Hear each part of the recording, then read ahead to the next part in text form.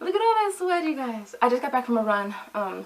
My niece Tay came with me and little man. And so I've gotten this question a lot. How do you do it? I've been running with him for, oh gosh, for a while, actually. I've been running with little man for a while. And a lot of you guys hit me up like, how do you do it? Like, I can't even do half a mile. How do you do it? And my goal right now, for starters, I am at 4 miles and a quarter. My goal is to be up to 5 miles by the end of this month. So I do have a little over 2 weeks to kind of get there. And so I just recently added a quarter, was it yesterday? 2 days ago. And so I'm just slowly trying to increase that. So my goal is to add another quarter, probably maybe even tomorrow's run I'll add another quarter and see how I feel. So a lot of you guys ask me, how do you do it?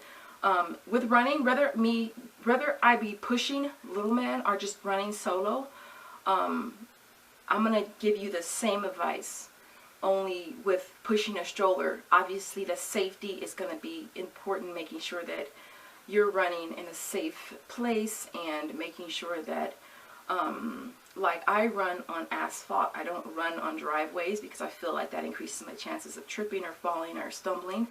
And so I pretty much just run on the asphalt, on the street. And so with strollers, again, you're just making sure that you're safe, right? You don't want to fall, you don't want to trip, and you don't want to knock the stroller over, you don't want to hurt your baby. And so, but generally speaking, I want to say I have about maybe 4 tips that I feel are super, super important. The biggest thing is pacing yourself. Definitely always pace yourself. Like, I feel like some people go out there and they haul ass, and they burn themselves out, and they end up pooping out, and then they stop, and then they're less likely to start again or to continue. And so I say pace yourself. Find a comfortable pace for you where you can continue to go. And that's basically what I do. I have a comfortable pace that I know that I can maintain for the entire run. Breathing's also important. I know that some people say breathe in through your nose, out through your mouth. I honestly think it just depends on you. I tend to breathe in and out through my nose, and I usually run with my mouth closed. But you just have to find what's comfortable for you. I don't want to say do it my way because it may not be comfortable for you. Another tip is shoes. I think shoes is like so important, because if you're running with the wrong type of shoes, then it's going to cause you a lot of problems with your heels, with your toes, with it could be your arch, and then it just goes, everything just goes up with problems that you could have from running with the wrong shoes on. I know that in the past I've worn a certain type of Nikes, and that's all I wore, and then I switched over to the Nike Freeze, and that's all I wear. I will tell you, in the past I've had problems with my heels, with my arch, with my toes. I've lost toenails repeatedly, and ever since I've switched over to the Nike Freeze, I have not had not one single issue. I have these on now. This is probably the last pair that I got, and I really like these. These are super comfy, and I like it too because it has that little space right here for your heel, so I feel like I have more space. But all I wear now, you guys, is Nike Freeze. I feel like the shoe is super, super light, super, super comfy. I have not had not one single issue with my feet since I switched over to this particular shoe.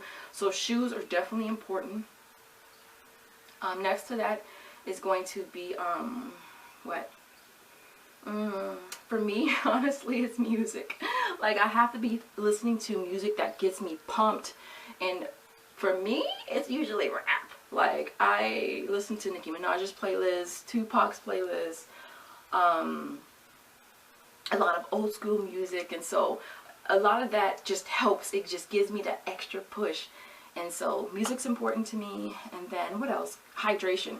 Hydration has got to be like right there, like at the tippy top, because if you're not hydrated, then you're going to poop out sooner. And especially if the weather's warmer, you definitely want to make sure that you're hydrated. And I remember back, I would never carry water with me because I hated, I'm sorry you guys, I just got back from a run.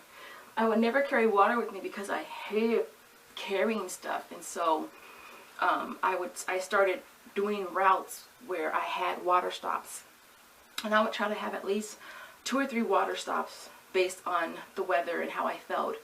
And so I would do that. And now with me pushing little man, I usually take about 3 or 4 bottles with me.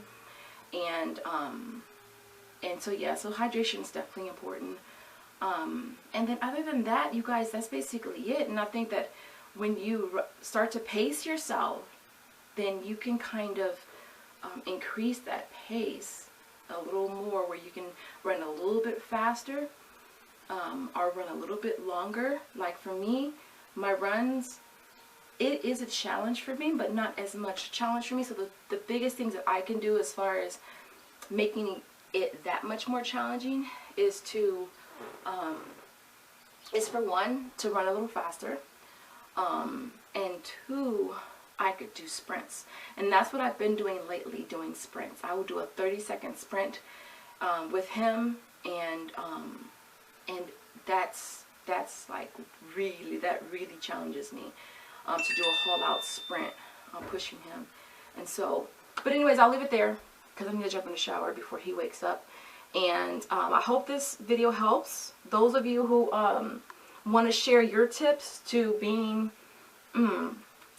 able to run longer, or to be more successful at running. Leave your tips in the comments so others can see.